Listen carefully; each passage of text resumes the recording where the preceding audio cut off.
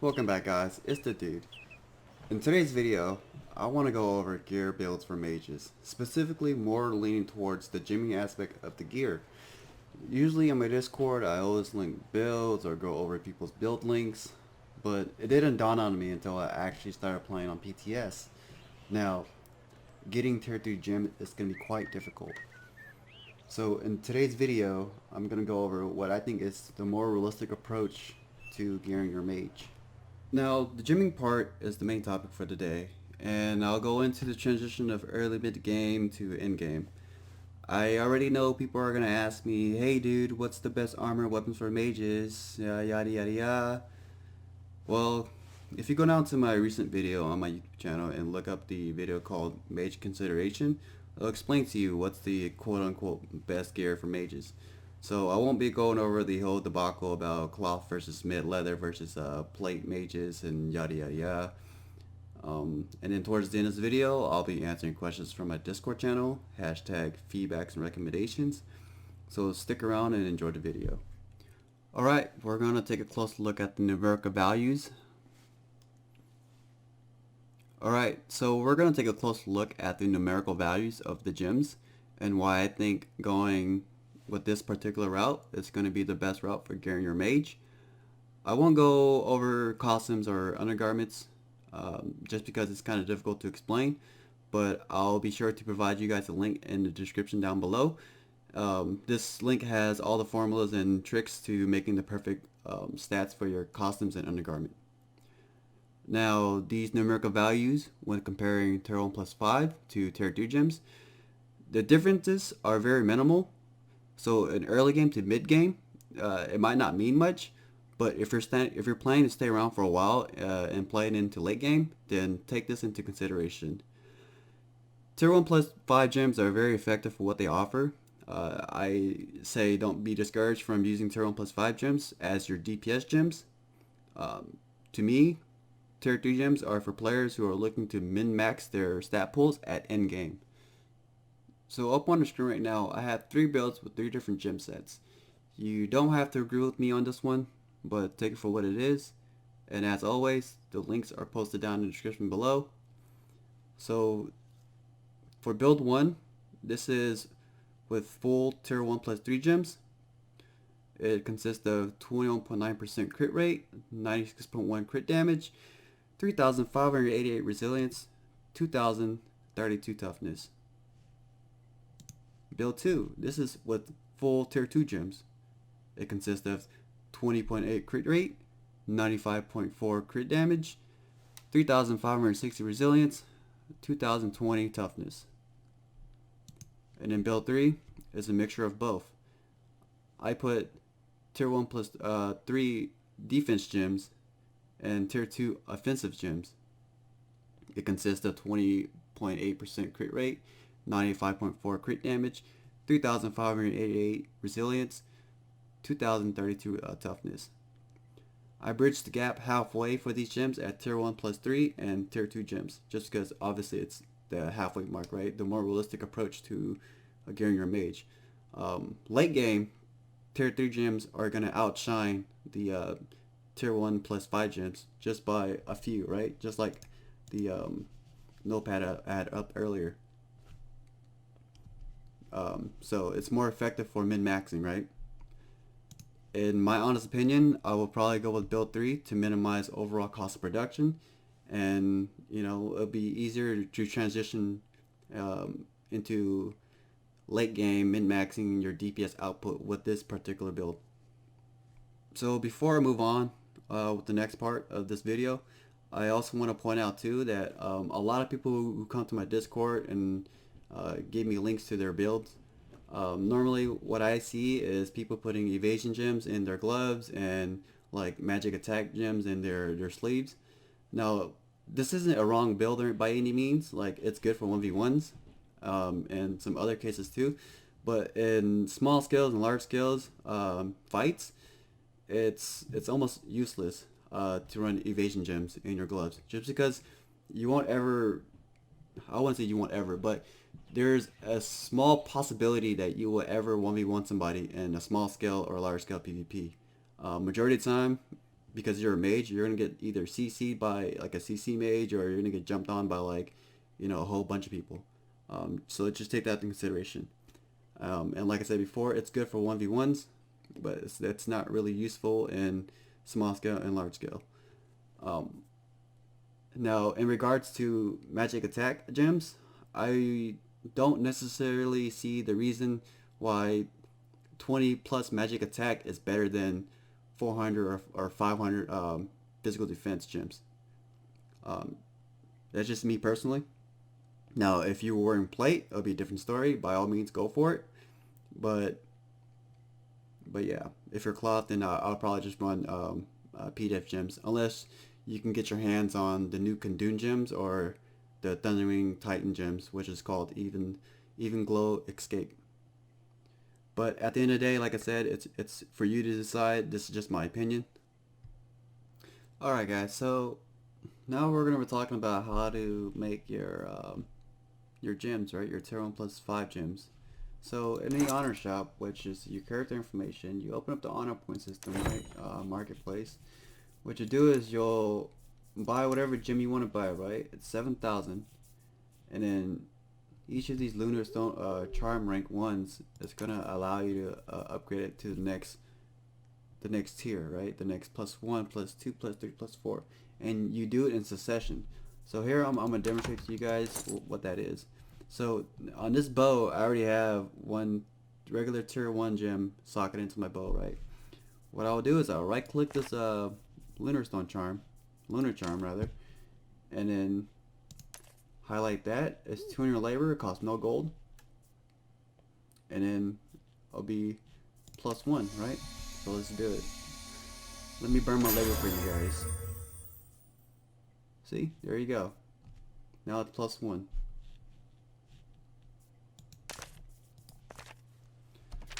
So after you tier 1+1 your gem and whatever item you want to use it for, the next way, or I'm sorry, the next route to upgrade it in succession is to have more lunar charms and some sunglow superior lunarite gems, and this is the way you do it. So this is going to be for +2, this is going to be for +3, +4, +5, obviously, right? So the mats are there. You can just go into your folio. You just press O, which is the default key for it. You type in lunar charm, and then it'll give you the successions and what material it costs to craft these things. Okay, now on to making tier 3 gems. So in order to make tier 3 gems, what you have to do will be the same process as if you were making your tier 1+5 gems, except for the additional step of making, the lunar charms and all that crap. What you do is, again, you'll buy another gem, right? And then once you get that gem, you'll have to go into the auction house and buy specific materials, right? Or craft specific materials. One of the materials that you'll be needing is sturdy ingots, and then the other will be superior lunarite gems. So let's see. Let's go to Splendid Fire Glow. So this is the tier 2 gem from after tier 1, right? You'll need 20 of the superior glow lunarites and 10 sturdy ingots. And then when you want to take it over to tier 3, it's obviously going to cost more. It's going to be 50 more, or 50 more superior glow lunarites and then 30 more sturdy ingots to get tier 3 from tier 2. Now let's say hypothetically you already socketed in, your tier 1 gem or your tier 2 gems in your weapons. In order for you to take that out, you'll have to go back to the honor shop and buy the Mournstones, right? This is 2,400 honor points. You'll take one of these to take out one gem for a cost of 500. Or what you can do is you buy, let's say you have a divine, weapon, right? That you have 6 gems in it. You buy 6 Mournstones, and you'll use those 6 Mournstones for a cost of 500 in total labor, and pull out all 6 gems. right? And then once you do all that, you'll have to craft transmuters,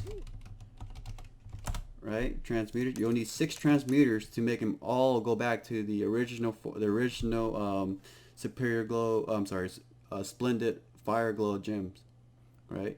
And then from there on, you can start crafting into your tier 3 gems, and then you repeat the process. You open them up, and then you'll socket them, waste gold and waste labor. That's how you make tier 3 gems.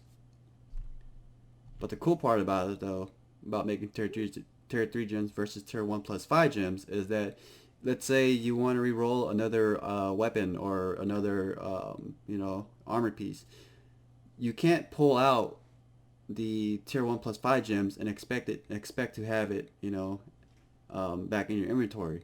The moment that you even stone it out of your item, it's gonna go away. It's gonna disappear, right? It's gonna break. But with tier 3, you're able to pull them out without it breaking. It's going to come out 100% guaranteed back into your inventory and be able to be resocketed into your new weapon or your new item. Alright, so before I end this video with questions, I want to talk about the endgame transitions. In the early to mid game, I strongly advise people to play with high crit rate and high crit damage to get through the PvE aspect of the game. Going with crit rate, magic defense pin, or any hybrid build isn't going to be effective for PvE, and it's only going to be a nuisance unless you're playing with a group of people or farming with a healer or with another DPS. So when it comes to killing mobs, it's the crit damage that kills mobs. Mobs don't have defense or magic defense, so it renders that stat, magic defense pin or defense pin, a useless stat in PvE. And this is coming from my experience. Before I made this video, before I made the transition back to my hybrid build, I was running full crit rate and full magic defense pin. It was great for PvE or PvP purposes, but it was really bad in PvE aspect.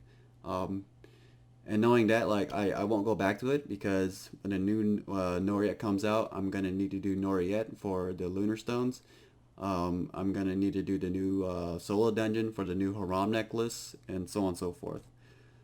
But later on towards endgame, when you aren't busy with content or whatever, or when you have free time, I highly suggest that you guys farm for extra Haram pieces to make pieces for, like, your endgame gear build. I believe that the current meta for this game is to have a balanced hybrid build of crit rate, crit damage, and magic defense pin. I won't go too much into it, but long story short, I say have a base minimum of 75% crit rate, 250% crit damage, and 4,000 magic defense pin. This should fare you really well in PvP purposes, especially when you're popping potions and buffs. Because it's going to just amplify your damage by a whole lot more. So this is it, folks, for this portion of the video. Now I'll be answering questions from my Discord. So Toonie asked me, how is crit damage and crit rate affected by resilience? Well, I have a resilience calculator, and I'll link it down below, like always. But in short, let's say hypothetically at 100% crit rate and 300% crit damage, 1000 resilience negates about 3% crit rate and 14% crit damage.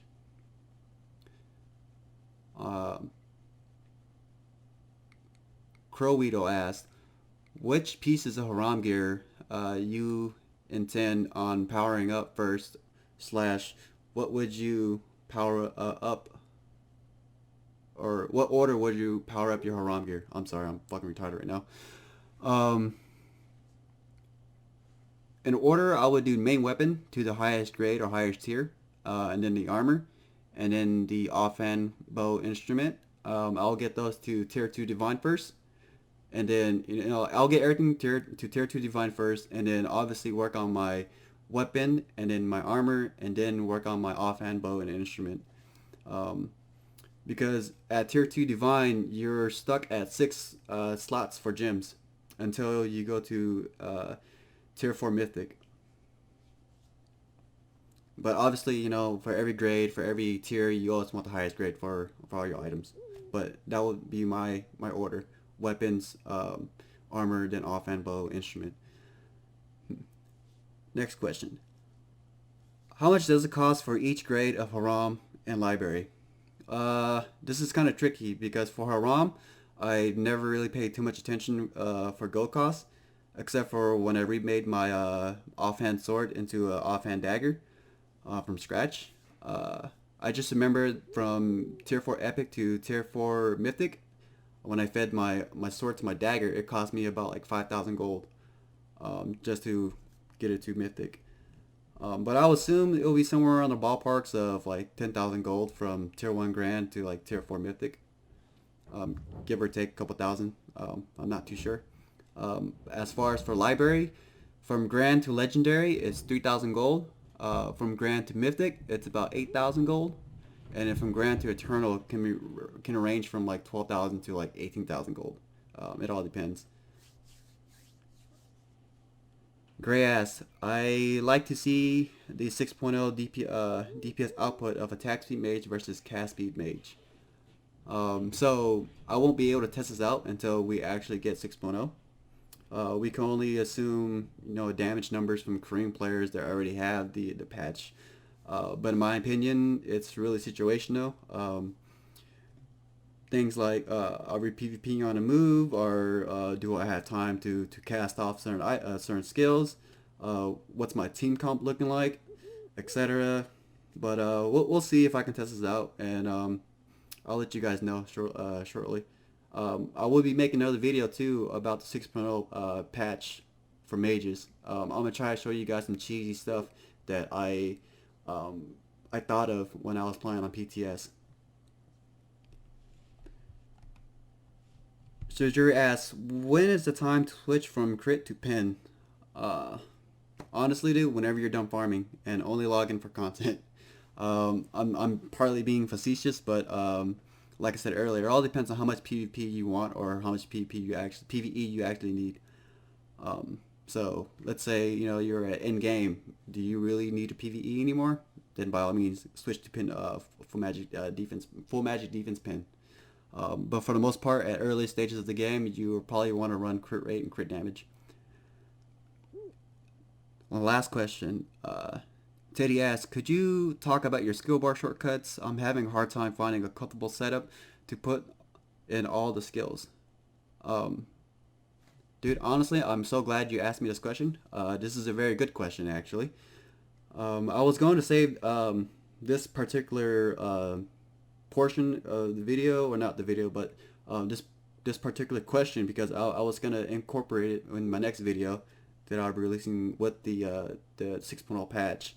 But since you asked for it, I'll make another video after this video. So just stay tuned. I'll talk about the UIs, you know, little things that might help you, computer peripherals, you know, like good gaming mouses, keyboards, you know, little stuff like that. I won't like talk too much about the peripherals, because you know, like that stuff's costly, man. But anyways, thank you guys for watching my video. I hope you guys enjoyed. If you liked the video, make sure you guys link or like and subscribe, and leave a comment if you want, and then join the Discord. Links are down below, as always. Until then, guys, don't let me freecast.